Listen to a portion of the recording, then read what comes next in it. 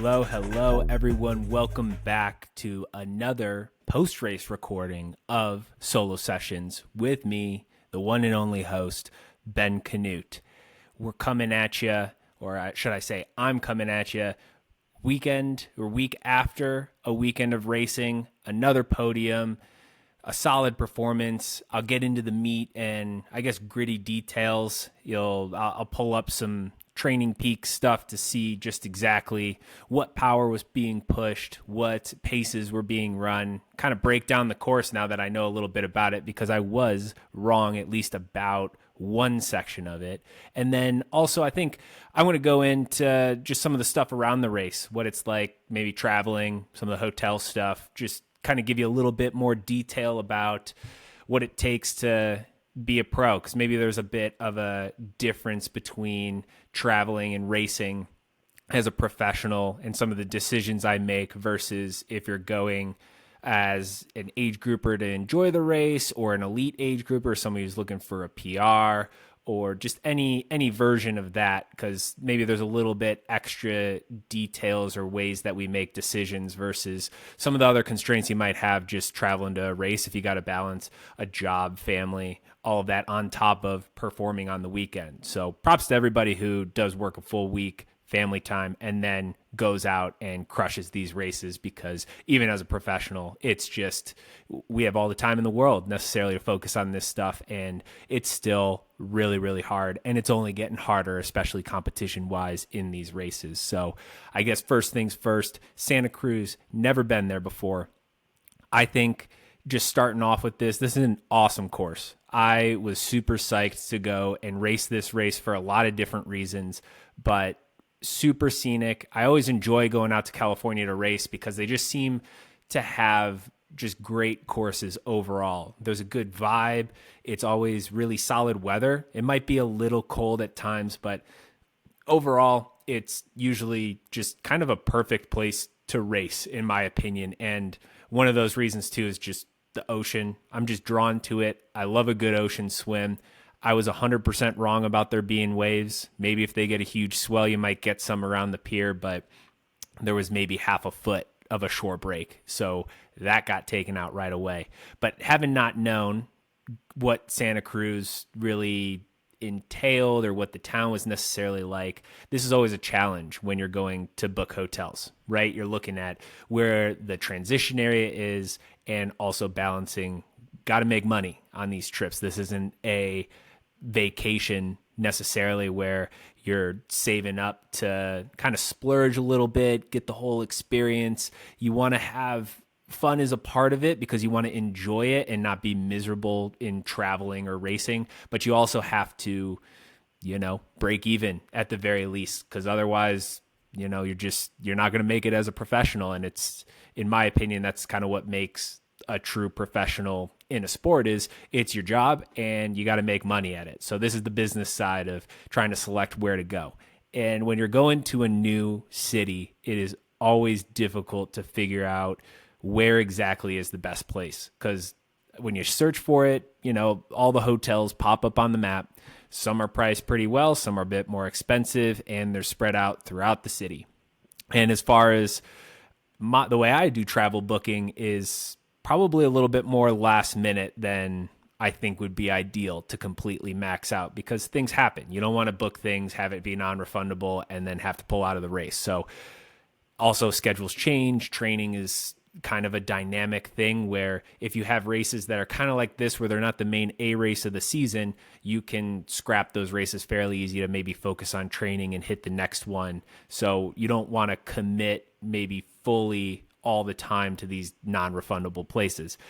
And I'm kind of taking this long-winded, but when you go, there's always the risk. And I think especially in these beach towns, because I'm going to not hate on Santa Cruz a little bit, but in beach towns, I think there's a rougher side sometimes. And Santa Cruz has some really nice, beautiful sides. We rode through some an amazing neighborhood with some sick houses that overviewed the ocean. And it's, I don't think, the cheapest place to live in Santa Cruz. I think it's a pretty desirable place to go, because you have the beach right there with some surf spots, and you've got the mountains, and just over the hill is San Jose and San Francisco. So honestly a pretty cool place to live. And I felt like the vibe of this city was like NorCal and SoCal smashed together. I felt at times like I was kind of walking around Oceanside. And then you also have just some of the cool, I guess, environment that Northern California has to offer that, maybe Southern California doesn't. Had a bit, I saw signs for redwood forests and that sort of thing. So I really liked it overall. And the whole coastline is just kind of really scenic with these big cliffs and kind of sandy areas, beaches, awesome ocean. You get the breeze coming off, and yeah, it's just super awesome. But I picked a lot of the hotels there kind of are converted motels. So you're kind of taking a crapshoot. And where the reviews are great when you go to try and pick out a hotel, but it's hard to sift through them because you're looking at some of these and people are like, oh, it was a great stay, great value for the price. And then 3 reviews down, they're like, I had 17 bug bites on my legs when I was waking up. And when you're trying to balance performance, you're going, okay, well, this gives me a lot of wiggle room for making prize money and, bonuses, all of that stuff. If, I'm on the podium, off the podium, whatever, but you never want to walk into a hotel room and have to worry about bed bugs. So you can't go for the cheapest of the cheap because that's not really high performance minded, but you also can't always book the 5-star luxury hotel that's right on the water because then there's no way you're making any money from the race. So it's trying to find this balance of where do I stay? And I took an evening flight going in to San Jose, drive over the mountains. It always takes a little bit longer. There's a bit of traffic. Actually, there was a truck that was rolled over, like a gas truck, I think, driving by. It went down to 1 lane each way, so traffic got backed up. And there's only really one road from San Jose to Santa Cruz. And one of the Ironman staff said, who they were getting in early Thursday, I was getting in later Thursday. They had staff members where it took them 6 hours to go from San Jose into Santa Cruz. So I got lucky, but took a little bit longer to get in. And as the sun is going down, you get off the highway, you start passing by some of the hotels you were looking at going, well, I'm glad I didn't stay there. Okay, that place doesn't look as nice. And you roll up to your hotel, and there's always that moment of, did I make the right choice? Because it was a little bit sketchy. There's always a little bit of sketchy side of town, no matter what race you go to. And this one, I just wasn't 100% sure. And walked in, checked in. Thankfully, I had seen in the pictures the rooms were redone. It wasn't the fanciest redone, but it was clean. And I made sure to do a check. So you kind of get rolling that way. But on that side of town, it's just weird. Like one block could be super nice. There's a Hyatt and a Hilton, a Marriott, all just a few blocks away. But then my block, you got like the convenience store, you got some people hanging around, and you run down to the river and just, there's some people hanging around by the river where sometimes I was just a bit more on guard. And I'm okay doing some of this stuff, traveling to these races on my own because it's just me by myself. So I probably would have stayed a little bit closer. I was just about a mile away. So actually really convenient. There was a great coffee shop, Cat and Cloud. Thanks to Tommy Zafaris for the suggestion to go there because it was awesome coffee and it was less than half a mile away. So I was able to walk there and get some breakfast and some great coffee the day after I got in.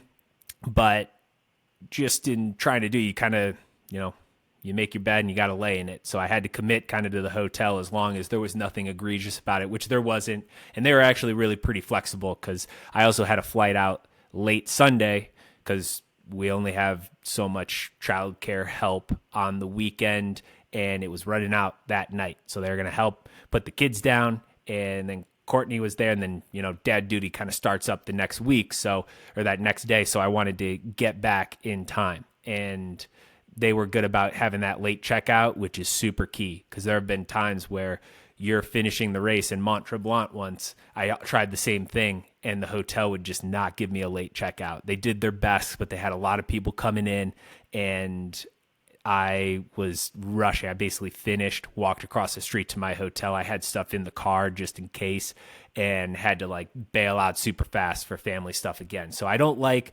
necessarily leaving right away because of the added stress. It's nice that you get to sleep in your own bed at the end of the travel day, but also I had to skip out on the award ceremony later on, which in my opinion, I don't always like to do. I like to be there. I like to respect the race, the organizers, all the age groupers who are out there finishing the race afterwards who might miss out on our little podium presentation on the beach or at the finish line right away. I like to go and honor that and be there. So I know a couple other guys kind of had the same thing. It's funny now, a lot of the guys I race with, we all have families, so it's balancing the whole being there, being a part of the race, but then getting back to the family.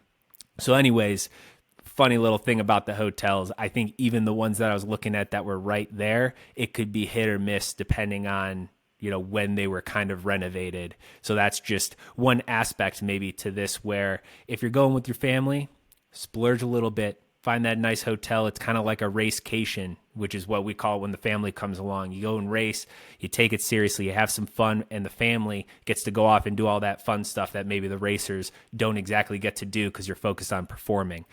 And that actually, the hotel ended up working out pretty well. It's a very easy race, I think, to go to, especially if you're staying in the town, because the check-in area, the finish line, transition area, Ironman Village is all kind of right in the center. And there's lots of places for coffee, food, all of that. And that's why I really liked it, because it kind of kept all of the racers in the same area. So you got that fun kind of race community vibe. And honestly, it was great. Like, I got to meet with a few different people, just happenstance. One, I got to train a bit with Robbie Webster before the race, going through and going to do a little bit of cycling. We did a bit of a pre-race swim together, and I'd done a bit of training with him last year when I took a vacation with the family in Washington. So it was good to reconnect and train with some of the guys that I'm racing with. And while I was at the beach, a couple people came up to me and introduced themselves, and always like interacting with people. And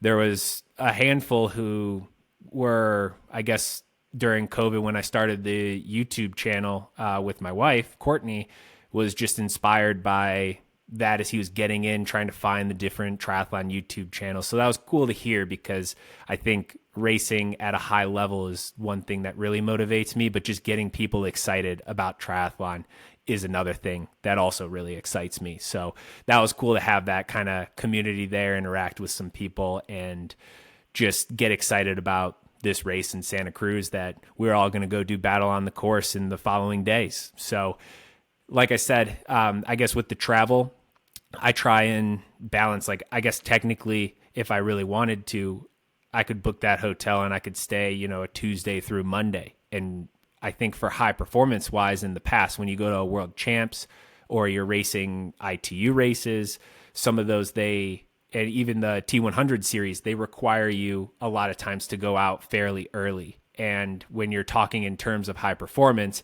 that can be really good, because you get settled, you can have a routine, do some training on the course, and really get familiarized with it. However, that doesn't always work, because you're taken out of your home, your high performance center you've created there, and you're kind of transplanting it somewhere else. And that also, adds costs, adds time. And if you're not bringing the family along or your whole team, then you're kind of solo figuring things out. So that's where the balance of, do you leave, for me, for a Sunday race Thursday night, Friday morning, and what kind of are the best ways to set yourself up for performance. So when I went to Louisville, I got in on a Friday for the Sunday race. And this time I wanted to go back and just test out the Thursday evening, having a little bit more of a chill, relaxed 2 days out at the race site to kind of get prepared to then race. And I came back the flights just worked out where I could get home earlier, so I didn't have to stay that extra night. So I just shifted things. And I would say overall, it didn't make a huge difference for me. I think I actually felt a bit better going into the race around Louisville, and the travel and just getting into the race flow going out Friday, which is good to know, because it can take off a hotel night now. So when I'm going to Augusta in a few weeks, depending on that west to east coast travel can be tough, especially trying to find flights back, but you can kind of plan ahead. And I could say, okay, I could do a pretty short trip, which is convenient with Marbella coming up, because you take less time away from actual training to go race a race. So that was a good little experiment to test out, kind of as a part of the equation. And, in those days leading up, I guess the training cycle kind of just depends as well. So that was just kind of that final section of it. But going into the race, I think the main thing I noticed that I was wrong about, like I said, was the swim and the waves. So I knew it was going to be wetsuit. I was hoping for more for an oceanside style of beach waves, kind of adding that technical aspect to it.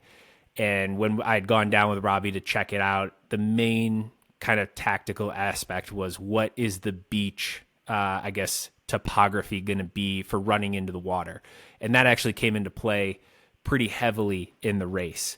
It was a beach start, so we didn't have to be confined necessarily by this super small start line, which is usually what happens with these Ironman races. Is if you're in the water, they have two buoys set up, and you have to start between these two buoys. And for people who are maybe listening to this who aren't familiar with the pro races or how it might differ from an age group start, is the age group starts traditionally now are rolling. So you seed yourself, you go off a few people at a time, and it's more spread out for safety wise versus doing this huge mass start, which is now very rare, mainly due to liability reasons and just it's so chaotic. I loved those starts because it just made for this cinematic, epic start of just whitewater churning.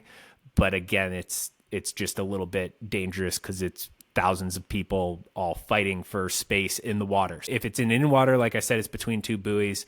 Sometimes the start corral, like in St. George in the past, they only have so much space on the boat ramp, so you have to kind of do it in 2 or 3 rows, which really is not great, especially for people who are in the second and third row. That's kind of a handicap. You're swimming over people, or people are swimming up onto you, which really slows things down. With this, I found the tricky part was they didn't have a space for us, so everybody wanted to go left, and that's where I wanted to go because it's a clockwise type swim.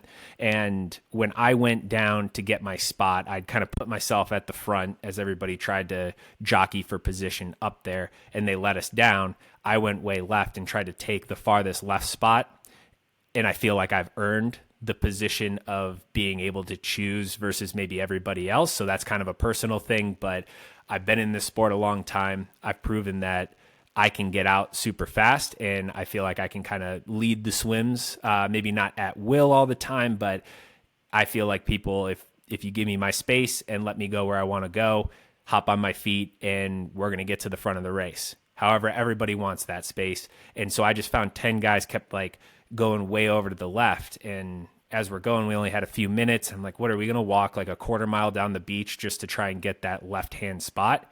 And I really try not to pick the middle of the swim starts because they just tend to collapse. And if you don't get out fast or you stumble, you're caught in the main pack. So once I found that I wasn't going to go left and all these guys kept trying to go left, I decided to jog over to the right-hand side to just take the buoy line. And technically that's the shorter way to swim, is right along the buoys that they set up. But the way that the beach was, and I'd kind of seen this, is the topography or how the sand had shifted was, it was a little bit like the water was coming up a little bit further on that right-hand side. So it got deep a little bit quicker than the left hand. And that's just, the way the water comes down off the sand, it creates like almost like a little bit of a wave along the beach. And so and I got to line up, I was right with Sam Appleton and I think Jackson Laundrie, maybe a couple other guys who are around there. I didn't take too close of a look, but kind of knew, okay, Sam and I swim a similar ability. Some of the other guys who are pretty good swimmers are on the left. We'll all just kind of merge together, but we'll probably get out pretty fast, and was feeling pretty confident after my Louisville swim. But what happened was when the gun went off, we got out fairly well for our side, but the left side took maybe 2 steps extra farther before we started swimming. And so they just had that little bit extra run speed versus us being in the water. So when I breathed to the left to check out what was going on, I could already see a couple people who were ahead of me. And this kind of compounds with the fact that with these beach swim starts and wetsuit, I don't feel like I get as much of a boost from a wetsuit, despite having probably the fastest wetsuit on the circuit with DeBoer and have been racing in them for 4 or 5, the entirety that they've been around. I was one of their first athletes signed, so I've loved their wetsuits for a long time.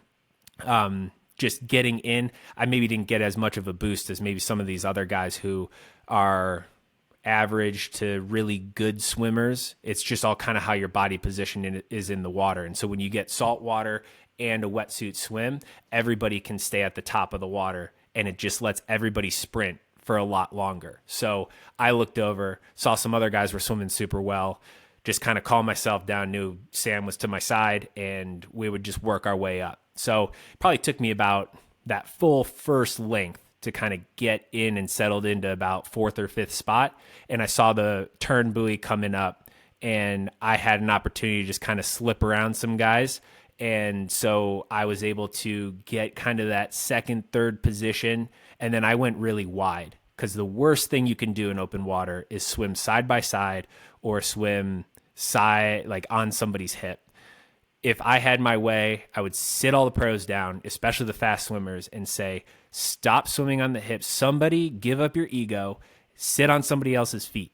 It's not a big deal. You're going to save some energy, trust that the other guy's going fast, save up some energy, and then go around, slingshot off, pull way off to the side, and then take the lead. Because when you swim side by side and you're staring at each other, you're on the hip, the way that the water works and that fluid dynamics and everything is you're slowing each other down, because you got this drag of water coming beside you, and that pull kind of happens where if you're sitting on somebody's hip, you're almost pulling on that person backwards. And if you swim side by side, the same thing happens.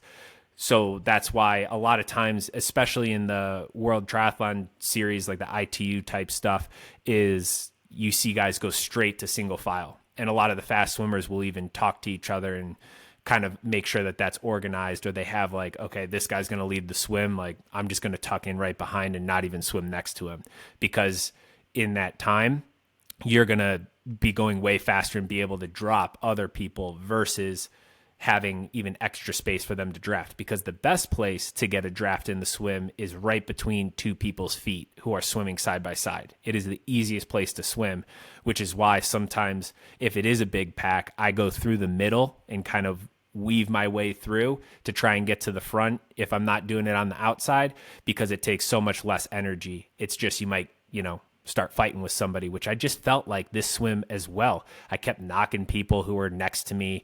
Nobody wanted to give up a position. And I also had a few people swim over my feet. It was just kind of chaotic for a 70.3 swim. Anyways, halfway through, I'm way off to the side. I didn't actually know who was leading at the time, but it's a guy who I swim with here on Julie Dibbins' swim, Josh Burles, and he was moving. He was doing a great job. And again, I didn't feel like I had my great rhythm with this, or I wasn't accelerating maybe as much as I felt like I was in Louisville. So I went around and actually took the lead for a little bit halfway through the swim and around the far buoy, because also those guys, the buoy colors change. It went all yellow on the way out, red turn buoy, and then it was a yellow buoy, orange buoy, red buoy. Red buoys are always turn buoys. The yellow and orange kind of just dictate when you're halfway, basically. And in the morning light, that orange one and the change of color confused some of those guys, so they started to turn a little, and I kept going. I was like, okay, cool. I'm right where I want to be at the front, and got around that last turn buoy to go all the way in. And again, Josh just like kind of came up, and we're swimming side by side. And as much as I love leading out swims, I was looking to win the race, and I just was like, I'm not going to swim side by side. I'd seen that we had started to get a gap at that point, because at the first turn, we didn't really have a gap. It was mainly just a long string of guys, which is not unusual for a wetsuit swim.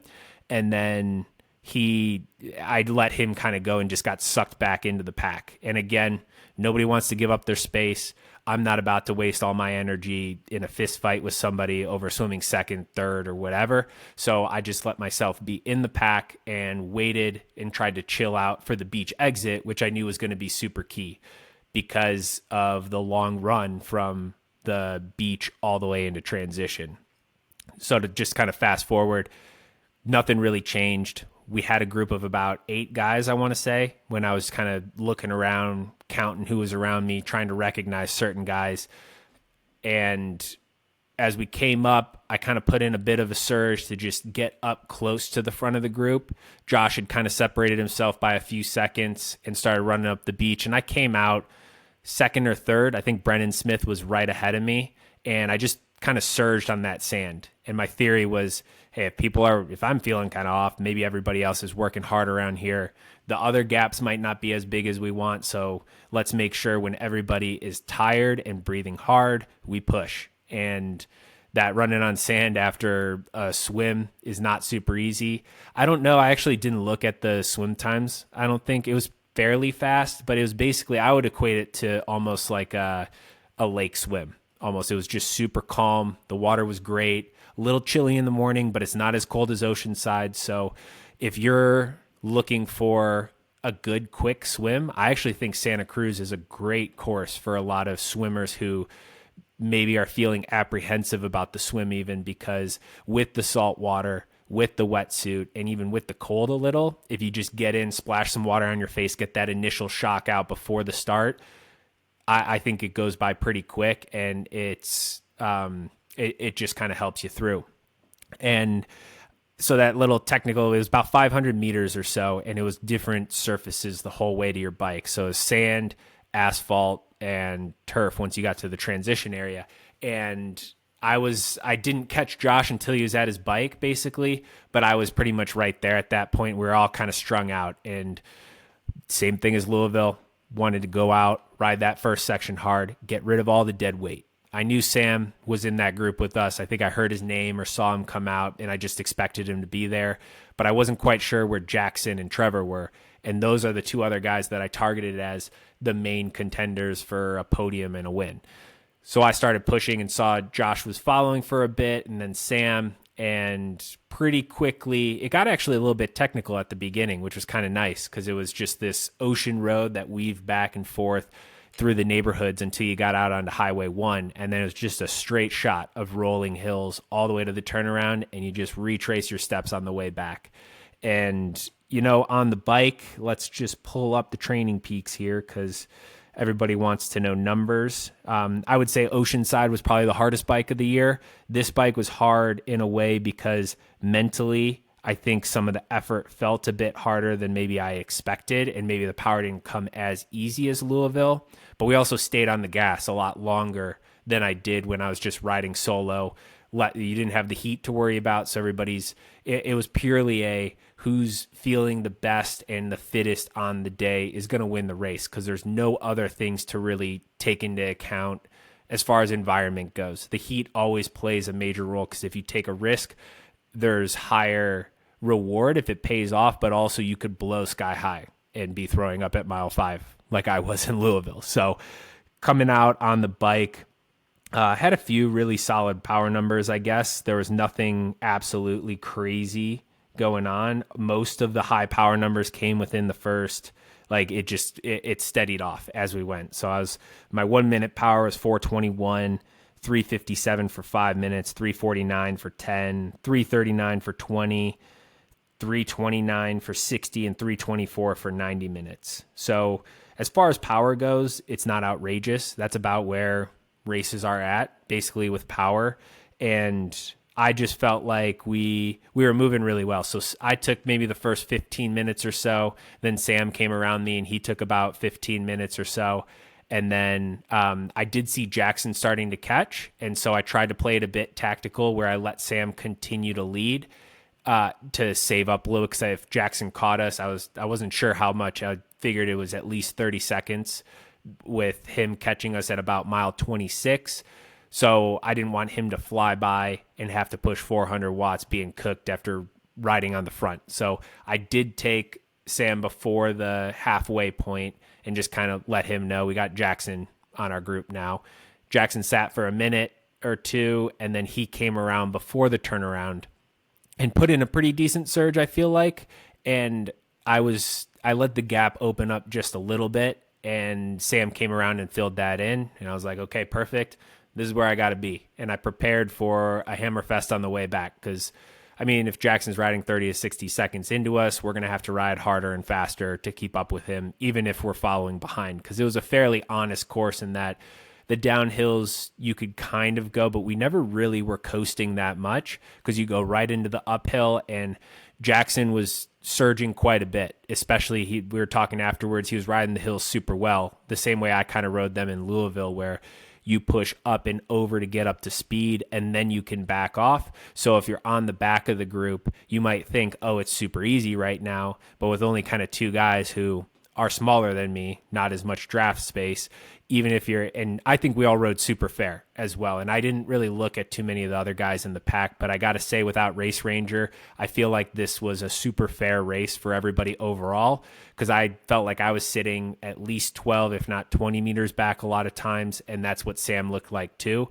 But with that rubber band effect, you might come up close on you might have to hammer the downhill to keep up, as Jackson is kind of backing off up to speed to try and close the gap that he puts into you as he goes up and over the hill. So it was a bit more steady, I would say, than like an Oceanside where it's an 8-person group, or like when I was on my own. You just can't back off as much with there being other guys around. So I think that sustained power is just slowly coming back, but it was just really solid. And I actually had some moments where I felt really strong on the bike and was psyched to run, because that was the biggest thing for me. I hadn't had a complete race probably since Oceanside where I could express my run. And now coming off the bike, Jackson just kept pushing, and Sam and I didn't lose his wheel, but kind of let the gap open a little bit because he was still pushing good power coming in, which probably worked out for the best. Maybe should have tried to go with him just a little bit more, because that would have been nice to have a few extra seconds coming into those last few hundred meters of the run. But I also knew, hey, I haven't ran really a good half marathon since April, let alone, take out the marathons even. So let's put something complete together. Got off the bike and actually felt pretty solid. I told everybody beforehand, I went with the Rocket X3s, which was a great choice on this course, especially because they're just a bit more stable than the CLO 1 X2s. Great shoes still. I think if you can handle those shoes and the instability, they're super fast. For me, I just wanted a bit more stability, because this run course is, I would say, significantly harder than a course like Oceanside. You kind of grind out on the way up a little, and then it's pretty up and down, whether it's on pavement or you get out to trails where it's like pretty much a legit trail. It's not like a cinder path or anything. There's some soft spots, so it's some technical running. And I basically, to kind of get through the run, I held on to Sam for about 2 miles, and then he slowly started to open the gap, because I just felt like that was at the very ceiling of what I could do. And maybe there's just not quite enough confidence in the run just yet, or my run hasn't quite gotten up to the level that I need it to be at to really press and push. So I focused on myself, trying to run and just say, if you can keep him close, maybe you can close like you did in Louisville and Oceanside and maybe surprise him. That ended up not happening. He opened the gap to probably about a minute, 45 seconds to a minute by halfway, and maybe we held a bit steady. And I could tell then Trevor came off the bike, somebody was saying 2 to 2 minutes and 30 seconds behind. So I knew if I had a good run, I could probably hold him off, but it was going to be tight, because 13 miles for 10 seconds a mile is about 2-ish minutes. So he'd have to run a little over 10 seconds a mile faster than me. And, on a hilly course, that can be doable in some situations if you really hit a wall. So I tried to spread out my effort. I made it to mile 5. I was like, sick. He hasn't caught me yet, and I'm still running strong, and I'm not throwing up. This is great. And then I could kind of see a couple sections where Sam was up ahead, and I knew that I kind of timed myself to where he was. And then I looked back, and Trevor was a little bit further behind at about that halfway point. And once I hit 4 miles to go, so that's about the 9-mile mark, I knew I had to put in a concerted effort, because he was about 45 seconds back. And so I just tried to push the whole way, and especially those last 3 miles, last 2, because you start doing this math game of, okay, if I'm 3 miles and he's 30 seconds back, that's 10 seconds a mile. He has to run faster. And if I can run 5:25 pace, he's got to run 5:15, which is pretty smoking for the end of a half marathon. That's kind of becoming the standard. If I could run 5:15, he's got to run 5:05. And so I kept playing that game. And people were saying, oh, you're pretty clear. And then all of a sudden he's 50 yards back, then 25. And I'm pushing as hard as I can, a little bit tying up, just not getting that extra gear that I needed. And this course is gnarly at the finish because once you hit 13 miles, it drops straight down. Like basically if you've done Oceanside, straight down like the Strand, hard right turn. And then you're basically on the beach where the finish is. And I was just like, if I can make it to 13 miles, not even 13.1, I think I could take a line that would be challenging to come around me and I could just kick into the finish. But he got me about 100 to 200 meters before that downhill. And talking to him afterwards, he said he ran like a 4:57 mile to close that out. And, there's only so much I can do at this point. I felt like I got the most out of me. So at the end of the day, I'm happy because it was a complete race, but it really sucks to not get second and to let first kind of slip away because I came off the bike with Sam and he outclassed me. Trevor outran me. And those guys, were just great on the day, but it's just like it's so close. So it's really good progress and good momentum. And like I said, I'm happy with the race overall. I call it really strong, but there's a part of me that's just disappointed in third place, which I think is also a good place to be. It means I'm not settling. It means that I really want that win and that I'm working for it. And I keep putting myself in a better and better position to achieve that. And it's a huge improvement on Louisville because Louisville totally exploded on the run, probably maybe overbiked for the conditions. And, even Oceanside, like my run time was a little bit slower than Oceanside, but this was a significantly harder course. So there's a lot of different things, I think, why progress has been a little bit slow this year, but those are mainly excuses, and, everybody's on a different timeline. So as far as I'm concerned, my, kind of stock is trending up. I like the direction I'm going in, and I still have a few more races this year and really 8 weeks until Marbella, which is plenty of time to get some really good fitness. So that's the main goal. I do have Augusta coming up, but the real focus for Marbella, it really starts now. It has already started, and a lot of the work I've done has been to get to that, especially post Frankfurt. But now I can take kind of a really concerted approach, and it's not just, hey, I need a complete race right now. It's okay, I got a complete race. How can I build off of that? So there you go. That's the Santa Cruz long form recap. I'm going to be doing a YouTube video that's going to be put together with some behind the scenes type stuff, kind of shows some of the process, what I'm doing, some of the food I ate, places I went, shows some of the areas around it and the course. So be sure to check that out because this podcast always goes on YouTube, but I like to try and give a lot more detail. I can't do a 45-minute or more race report for every single race. I try and be a little bit more succinct there and, kind of give some more visuals and that sort of thing, maybe have a little bit more fun with it. This is a little bit of a, detailed and give a few different angles, like I said, because now at the end of the day, like I got on the podium, you make some prize money, you can get past the hotel worked, and it's all kind of a learning. Each time you go, like you learn from the race, but you also learn and either affirm or change kind of the way that you lead into the race. So the taper and all of that stuff, that's all kind of the physical racing aspect. But the way that you set yourself up, going to the hotel, the pre-race kind of mental side, the just how you travel, all of that sort of stuff is a learning experience where, going to these new races is a bit of a different challenge than usual because I've done so many races on the circuit and you go to the same ones a lot of times, like Oceanside. Heck, I can plan that race with my eyes closed basically because I've been going there for 5 years now or something like that. So with these new ones, it's just a good reminder for going back to the basics of what you need for high performance and exactly what you need to do in the surrounding areas to make sure that you can execute on the day. And also a good lesson in just adaptability, resilience, not really caring how you feel, where you are, what you're sleeping in, anything like that, because that doesn't really matter either. So overall, a great trip. Highly recommend Santa Cruz. I think it's a cool spot. I wish I had been able to stay there longer and even bring the family along because I think it would have been a lot of fun. But business is business. Check that box and moving on to the next race in Augusta.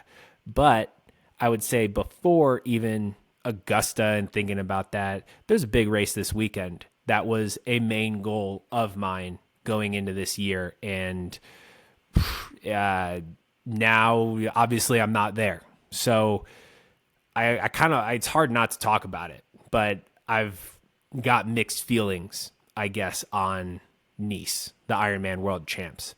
I made a concerted effort, even 2 years ago or so, back in, well, maybe it's 2.5 years when I qualified in Ironman Arizona, to focus on Ironman and specifically Ironman World Champs. And so at the beginning of this year, to set the goal to be in Nice and not make it still stings a lot, because I think if you label it as a failure, like, you can, but it was also a lot of learning experiences. So it still kind of stings to see, because I want to be there. I want to be in Nice. I want to be racing these guys.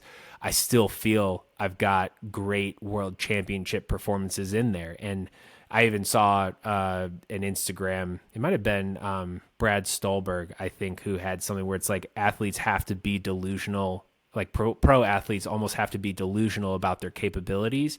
And I feel like I've expressed that on the podcast, where like there's a part of me that is just so delusional and full in belief that I can podium or win the world championships. But obviously this weekend I'm sitting here at home. So I'm viewing it from a fan standpoint almost, and kind of scoping out, which guys are going to perform, which aren't, and all that sort of stuff for the next time I race them. And comparing myself to all of that sort of thing. But so there's that aspect where there's stings because I want to be there and feel like I'm, missing out in a way. But then also there's a realist side of me too, where it hasn't been my focus now since post Frankfurt. And frankly, I just haven't been ready this year. Those guys, and seeing what they're doing and the fitness they're at, this course is going to be absolutely torn up this weekend. And I'm psyched to see how it is. Am I going to watch it at midnight all the way through? Probably not. Like, I'm a fan of the sport and I love it, but it's a hard viewing time for all of us in the US to be able to stay up all night and watch this. So I do think, though, this is going to be a super exciting world champs. I know the women's later this year in Kona, like, the door seems wide open and it's going to be a really competitive race, and we'll talk about that when we get into October. But for the guys, I still think this race is kind of wide open. I know there are some favorites there, and Sam Laidlow, Christian Blumenfeld, and Magnus Ditlev, and I'm missing, but I listened to a few preview shows. There's 10 guys who are all going to be vying for it up front at least. And I'm hesitant to just go and pick podiums and stuff like that, because everybody does that. Everybody picks a podium, and I haven't been following some of these guys as closely, so I can kind of have some gut feelings. I think this race is going to be one from the front. I don't think it's going to be one from the back. It's going to be a fast swim. I know Jamie Riddle and Jonas Schomburg are going to crush it in the water, and you got Laidlow, Van Riel, and if Blumenfeld can make that front pack, he's super dangerous too. So I honestly, what I love about races like this is, I would talk about this with my coaches in the past. You look at the entire start list, you take out half basically. And even from the entire start, it used to be only like 5-10 guys who would have a chance at winning, tops. Now, I think you could probably say on any given day, there's probably 10 to 15 guys who have a shot at the podium or the win, because that's just how crazy Ironman racing is. And with a course like this, with the elevation gain, the risks guys are going to take, it's a long day. You can't always race it like a 70.3. If you're going to ride this climb at 350 watts or more at threshold, basically, you're going to pay for that at some point, because it's not your traditional, I'm going to hold 280 to 300, sit in the pack, and then run super fast. This is a really dynamic course. So I think that races now, especially at the world championship level, we've seen this at T100, you push from the front. And if you're not there, it's really hard to overcome a deficit without risking some aspect of your race. So I think, guys, if Magnus has swam front pack, but if he doesn't swim that main front pack, that what we had in Frankfurt, we had a few guys go off, and like specifically Jonas, who ended up not making it because his bike like disintegrated from under him. But that sort of level of riding out of a fast swim it took some of those like Uber bikers all working together, Christian, Magnus, Gustav, and a handful of others. It took them over half of the bike to catch us. And then they were looking at each other until the run. And Christian Hogenhag just went off the front right away because he was pretty close to us coming out of the water, if not with us. So he was able to take off and get that huge gap. So that group in Nice, 4 world champs, non-wetsuit, I think we'll see about 10 to 15 guys come out because it's going to be full on. I don't think it's going to be much more than that, but I'm hesitant to say it's going to be this small group because despite the fact that it will be fast with some of these really fast swimmers, there's just so many other guys to fill in a quality field like this to be there. So I'm guessing it's going to be 10 to 15 guys. I think the bike guys are going to go right from the beginning, and it's going to break up quickly. I think it might be a little flat at the beginning, but then it kicks a few times, and you got the long climb, and guys have to make decisions. What's your race strategy? Are you all in on the bike, and you're not caring about the run, or are you trying to save a little something for the marathon? And in listening to some of this, I think, Laidlow's won it by going off the front. Jonas Schomburg put himself in a great position in Roth by going off the front. Jamie Riddle is not afraid to go off the front. Those 3 guys off the top of my head are some of the best swimmers in that front pack, and they're some of the best bikers and willing to take that risk. Then you throw in Christian, Gustav, Casper Storns. God, I'm going to miss a ton of people because I don't have the start list pulled up in front of me, but some of those where maybe there's a bit of a deficit coming out of the water. Or is Christian, is he going to be able to hang with those guys despite the fact that he can run a 2:30 marathon off the bike? I was listening to an interview and, he feels he could give up 8 minutes because Laidlow hasn't run too much faster than 2:37, 36, 35. And Christian feels he could run a 2:30. Same thing with Langa. He's a super good cyclist. Front pack swimmer in Kona. Maybe Nice is a little different. Maybe, I don't know if it's more exposed. It's been since 2019 since I've been there, but there's a bit more buoy turns around, so maybe that'll break some stuff up if guys are smart and surge around them. So I think in a course like Nice, and from what we saw in 2023, the race is going to be shattered. If it's not, then I think that's going to make for a super exciting run. But with how hard of a bike it is, it's going to leave guys making these quick decisions and taking a lot of risk. And we just have a riskier group at Ironman distance now because all the guys who race 70.3 like an Olympic distance are racing Ironman like a 70.3. And sometimes it pays off and sometimes it doesn't. So I think some of everybody kind of knows the favorites with Christian, Laidlow, Ditlev, all the Norwegians, honestly, with Gustav and Casper, because they've been racing super well. But I think some guys who are going to shake things up are definitely going to be like Christian Hogenhag. Bradley Weiss is somebody to look out for because he's a smaller guy.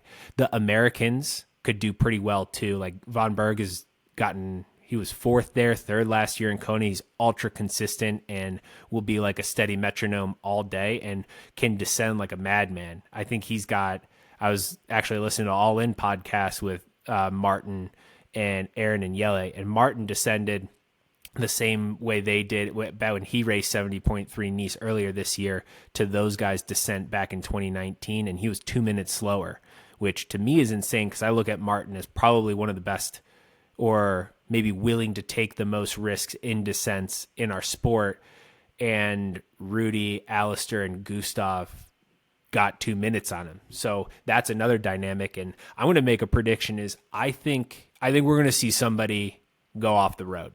I don't want to say off a cliff or anything, but I think we're going to see somebody either go off the road or really close to it. I feel like I can make that prediction of like off the road. Back in 2019, we had some guys do that. I can't remember in 2023 if we did. I don't want them to, but I just think with the risks that are going to be taken, this is going to be like a cycling, like a tour descent where guys are taking risk to get 30 seconds, a minute, 2 minutes on these other guys without having to put out effort. It's kind of like going through transition super fast. And as far as dark horses, I think Jonas Schomburg is a huge dark horse who, if he has his day, he does not, he throws pacing to the wind. That guy's a madman. Love Jonas, but he does not go out conservative. He's going to hammer the bike, and he will take out that marathon as fast as he thinks he can hold, which could be 2:30 pace, 2:35, which in Nice, that would be legit. And then I think if Jamie Riddle, too, if he's grown in the distance, we've seen him have some really good performances, but just maybe struggle a bit in the back half of the marathon, or struggle at the beginning and then find some legs in the second half. But if he's able to completely do it, that guy is also on a tear as well. So I mentioned Rudy Marquardt too. I'm not sure about his descending skill, but that guy's he's on par, I think, with Christian with his mental fortitude. That guy will bury himself. He's won races when he's cramping. Like that's pretty incredible. And finally, like Sam Long is our other, and then we also have some other guys and stuff like that. So I'm missing some American names on there, but some of those upper like main name guys, I think Long, he's going to have a battle on his hands to fight back from a swim deficit. But we've seen like if he has his bike legs, could also do super well. So I'm missing out on another 10 names, I think, for who are going to play. And going back to, I guess, that list where I'm like, hey, 10 to 15 guys could win this. You take out about half because they're overcooked themselves, undercooked, mechanical, stuff like that. And then you also got to add in a handful of names who you've never heard before or wouldn't expect to do well, who are going to make a name for themselves this weekend. So that's what I'm pumped about. I honestly, I'm going to force myself into picking a podium here, aren't I? I think, let's go with the podium. I want to just throw out, I think, a random one. This is me not having a start list in front of me. So I'm going to go kind of pull names out of my ass. Maybe I should pull up a start list here just off the cuff to scroll through the names to make sure I'm not going to miss one. Iron Man should have one on their Instagram, right? Here we go. Well, that was going to be the start list. They like to post a lot, don't they? Here we go. Shout out to Pro Tri News for posting the entire start list, easy to find on their Instagram. So, all right, we're scrolling through. They do it in alphabetical order with countries. Oh, Cam Worth. That's another name that I think could do really well. Nick Thompson. Oh, man, there's so many people here who I think could really... Daniel Backegard, another guy who could go well. Leon Chevalier, hometown race, essentially, like Layla, like the home country. It's a hard podium to pick because I think that some of these guys, when you put all your... Like, you take a risk going into a world champs and you're going to potentially... It's either going to pay off or it's not. And that's how some of these guys, I think, are going to go. Because that's just how it goes every year. 5 Norwegians, quickly scrolling through. And we got Chris Lieferman. Jason West is also an interesting pick, too, with his run. All right, podium predictions here. I think I've heard some rumors Christian isn't finishing workout. If that guy, Christian's going to win it if he is not injured or not overtrained. I think he's just going to win it because... I think he's had a bit of a transformation and he's been untouchable all year. It's hard to get away from that. I think he's going to go. I think Van Riel is going to be on the podium. And I also think Laidlow is kind of, that's almost kind of a boring pick for me with it going Christian, Van Riel, and Laidlow because, it's just kind of predictable. But I think there's going to be guys who are chomping at the bit. Like I said, Jonas, Jamie Riddle, I lifted out Hogan Hogg, like just so many good guys. So I don't know. That's what I love about sport. It's not done on paper. It really doesn't matter what you've done the entire year. It matters peaking for one day. And that's what's special about the Ironman World Champs. You have the Pro Series. Winning the Pro Series is fantastic. You're a Pro Series winner. You walk home with $200K. Amazing. But what's awesome about the Ironman World Championships is you got one day to get it right. One day to be a world champ. Not the whole year of consistency, which is great. There's an aspect to that, but there are some guys who stand out on the day. And I actually think, I know Van Riel had some issues coming into this, but I think the pressure's lifted. So I'm going to stick the podium with Laylo, Van Riel, and Blumenfelt. Maybe I don't have to pick an order, but around that. So those are my podium picks. I think Nice, super exciting race. Can't wait to see how it all breaks down. Wish I was there racing myself, but also a part of me knows that it probably is for the best at the moment. All eyes focused on Marbella. So thanks to everybody who's listening. Hope I provided a bit of insight around my racing, going and preparing for races, and kind of going on a solo trip to not a full A race, but kind of those B plus races, and then maybe give a little bit different perspective on Nice, although I think every perspective is out there. If you're a triathlon fan right now, it is a fun time to be a fan because there's a lot of content and a lot of chatter going on about this race. It's going to be epic. Last World Championship, Ironman World Championship in Nice before it only goes to the half Ironman World Championships. So it's going to be a great day of racing. So thanks for listening again. Till next time.